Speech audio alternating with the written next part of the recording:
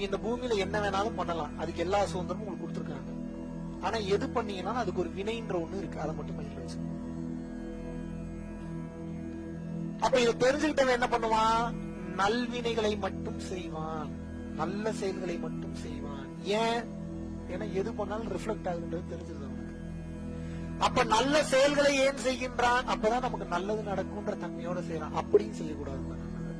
எப்படி செய்யணும்? எனக்கு எந்தவித எதிர்பார்ப்பும் இல்லை, என்னுடைய நோக்கம் எனது வேலைகள் அனைத்தும் எதை சார்ந்தது என்றால் பிற உயிர்களை நான் சந்தோஷமாக வைத்துக் கொள்வது. அதுல எனக்கு பலன் கிடைச்சாலும் சரி, கிடைக்கலனாலும் சரி, வயசுக்கு வந்தாலும் சரி, வரலனாலும் சரி, என்னுடைய நோக்கம் எனது வேலை என்ன? அந்த உயிர் நல்லா இருக்கும், அதோட நின்னுக்கணும். அந்த நல்லது செஞ்சேன், நான் எவ்வளவு கஷ்டப்பட்டேன் தெரியுமா, அது எங்க இருந்து கொண்டு வந்தேன் தெரியுமா, யாரு எதை படைச்சீங்க, நீங்க எங்க இருந்து கொண்டு வந்தீங்க, எது உங்களுது, எந்த ப்ராப்பர்ட்டி உங்களுது, கார் உங்களுதா, வீடு உங்களுதா? நீங்கள் அதிகமாக சொத்து சேர்க்கும் போது, அதிகமாக பொருளை சேர்க்கும் போது, அதிகமாக பதவியை சேர்க்கும் போது அனைத்தும் உங்களை அழிக்கத்தான் செய்யுமே தவிர எதுவும் உங்களை பாதுகாக்க. கண்ணை மறைச்சிடும் எல்லாமே. அப்படின்னீங்கன்னா டக்குன்னு 10 பேர் வந்து நிப்பான, கையமத்தி விட ஒருத்தன், காலமத்தி விட ஒருத்தன், சமைச்சு போட ஒருத்தன்.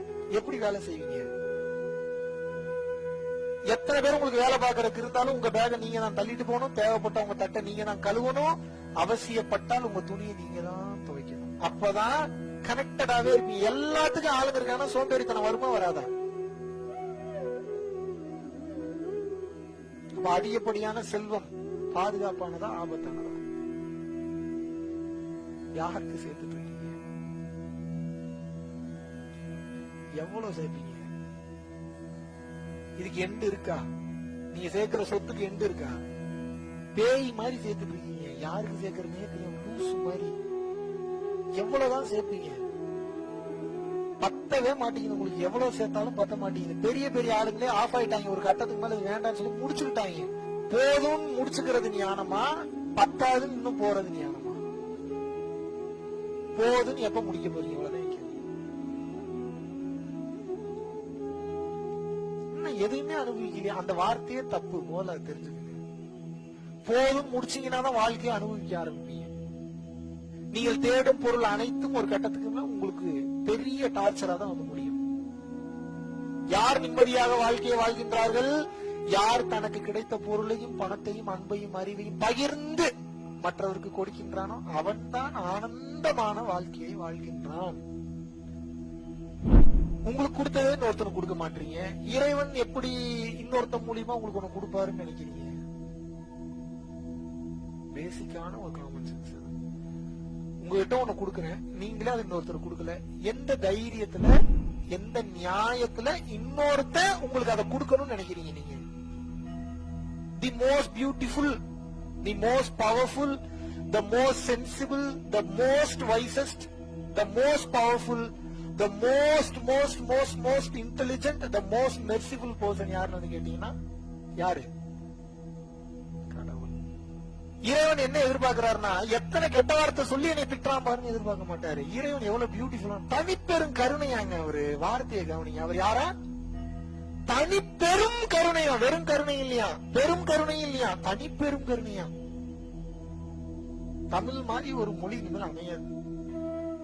கருணைன்றதே பெரிய வார்த்தை. அன்புக்கு அடுத்த வார்த்தை தான் கருணை. அன்பு, அன்புக்கு அடுத்து தயவு, தயவுக்கு அடுத்து கருணை. அப்ப கருணை எவ்வளவு பெரிய வார்த்தை? ஆமாவா இல்லையா?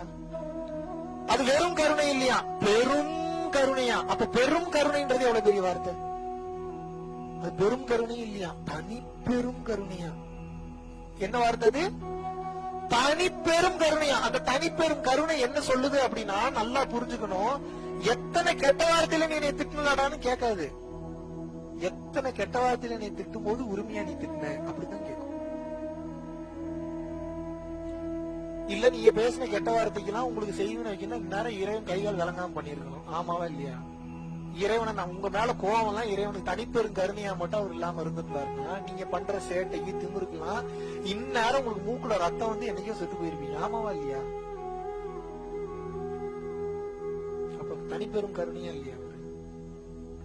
ஆமாவா இல்லையா? சாதாரண ஆளுங்க. ஃபீல் ஆகுதா இல்லையா அவர் நினைக்கும் போது? எவ்வளவு வலிமை மிக்க ஒரு ஆற்றல் மிக்க.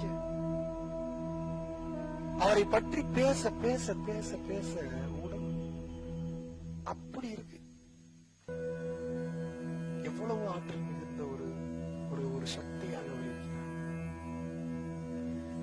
இத்தனையும் படைச்சிட்டு நின்று வேடிக்கை பார்த்துட்டு இருக்காரு. எவ்வளவு பெரிய ஆற்றல் அவருக்கு இருக்கும் நினைச்சு பாருங்க. எவ்வளவு வலிமை, எவ்வளவு வலிமை. அவர் பேர் நீங்க என்ன வேணாலும் வச்சுக்கோங்க. அவரை பற்றி உண்மையாக பேசும்போது நமக்கு பேச்சு வராது. ஏன்னா அவர் தாண்டின ஒரு பொருள் உலகத்திலேயே இல்லை. அது உங்களுக்கு புரிய மாட்டேங்குது. உங்களோட ஆசை பூரா இந்த படைப்புலயே தான் இருக்கே தவிர படைச்சவன் மேல வரவே மாட்டேங்குது. ஏன்னா படைத்தவனோட வேல்யூவே தெரியுது. எப்படி வரும்?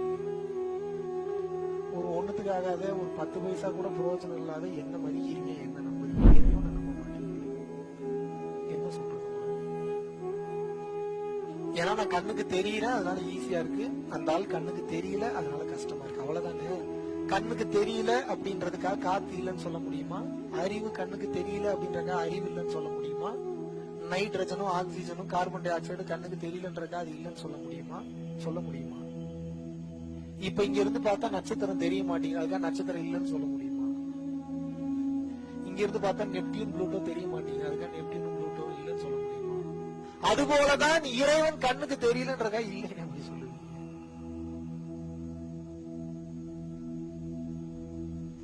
சர்வ வியாபியாக, அனைத்தையும் ஆள்பவனாக, அனைவருக்கும் அருள் செய்பவனாக, அனைவருக்கும் சக்தியை வழங்குபவனாக, பூமியை போல பல கிரகங்களை உருவாக்கியவனாக, ஆற்றலை கொடுத்தவனாக, கொடுத்து கொண்டிருப்பவனாக, கொடுக்க போவவனாக இருக்கிறவன் ஒருத்தன் தான். அவன் என்ன சொல்றான்? அப்படி ஒருத்தர் இருந்தாலும் நீ உங்க கவுன்சிலரை டக்கு போய் பார்க்க முடியுமா? சிஎம் பார்க்க முடியுமா? பிஎம் பார்க்க முடியும்? எத்தனை வருஷம் வெயிட் பண்ணும்? அந்த ஆள் நீ அன்பாடுறா நானே தேடி வந்துடுறேன்ற எவ்வளவு ஈஸி ஆக்சஸா இருக்கிறாரு. The best easy access material is called divine. நீ கொஞ்சம் கருணையாரு, நான் உனக்குள்ள வந்து உட்கார்ந்துக்கிறேங்கிறாரு. நீ கொஞ்சம் பக்குவத்தை வளர்த்துக்க, நான் வந்துக்கிறேன் உனக்குள்ள. நான் உனக்குள்ள வந்துட்டேன்னா அப்ப நீ எதுக்கு கவலைப்படுற? நான் பாத்துக்கிறேன் எல்லாத்தையும். எப்படிங்க? இதுக்கு மேல என்னங்க உங்களுக்கு ஈஸியஸ்ட் ஃபார்முலா வேணும்? இதுக்கு மேல என்ன ஈஸியஸ்ட் ஃபார்முலா வேணும்? வண்டி உங்களுக்கு ஓட்ட தெரியல, வண்டினா என்னன்னே தெரியல, ஆக்சிலேட்டர் எதுவும் தெரியல, பிரேக் எதுவும் தெரியல, கிளட்ச் எதுவும் தெரியல, இறைவனே நான் வந்து ஓட்டுறேன்டா, தள்ளி உட்காடுறேன்டா. என்ன பிரச்சனை இப்ப உங்களுக்கு? ஏதாவது பிரச்சனை இருக்கா உங்களுக்கு? எங்க வண்டி ஓட்டுறது அவரு, இறைவன் வண்டி ஓட்டினார்னா எப்படி இருக்கும்? ஏதாவது பிசுறு இருக்குமா? அதுதானே சொல்றாரு. டே, உன் வாழ்க்கையில ஏகப்பட்ட குந்தாங்கூரா பிரச்சனை பண்ணி வச்சிருக்கிற, அது உன்னால அவ்வளவு சீக்கிரம் மாத்த முடியாது. அதுக்கு உன் அறிவெல்லாம் பத்தி தொலையாதரா, நீ நம்பி தொலை, நான் வரேன், என்னைய மட்டும் கூப்பிடு, உருக்கத்தோட இரு, கருணையோட இரு, நான் உனக்குள்ள வந்துட்டேன்னா அப்புறம் நான் பாத்துக்கிறேன், உன் பிரச்சனையை பூரா நான் சால்வ் பண்றேங்கிறாரு. எத்தனை பிரச்சனை இருக்கோ அத்தனை பிரச்சனையும் நான் சால்வ் பண்றேங்கிறாரு. யாருக்கிட்ட இப்ப பிரச்சனை? இறைவன் கிட்ட பிரச்சனையா, உங்ககிட்ட பிரச்சனையா? இப்ப என்னன்னா, இறைவனை செயல்பட விடாம உங்க ஈகோ, அந்த நான் சொன்னல, அந்த நான் இப்ப கனெக்ட் பண்ணணும். அது அழிக்குது, இப்ப உங்களை தடுக்குது. பெருமை பேசிக்கிறீங்க, நான் தான் நான் தான் நான் தான் நான் தான் அதை பண்ணேன், நான் தான் அதை பண்ணேன். எதை நீங்க பண்ணீங்க? எதுவும் நம்ம பண்ணலன்னு தெரிஞ்சு போச்சு. கல்லு, மண்ணு, வீடு, வாசல், வசதி எதுவும் நம்மளுது இல்ல. காத்து நம்மளுது இல்ல, மூச்சு நம்மளுது இல்ல, உடல் நம்மளுது இல்ல, ஸ்போமும் நம்மளுது இல்ல, ஸ்ரோனிதமும் நம்மளுது இல்ல, எதுவும் நம்மளுது இல்ல. எல்லாம் அவனுதான் தெரிஞ்சு போச்சு. அதுக்கே ஒரு நன்றி உணர்வோட இருக்க மாட்டீங்க.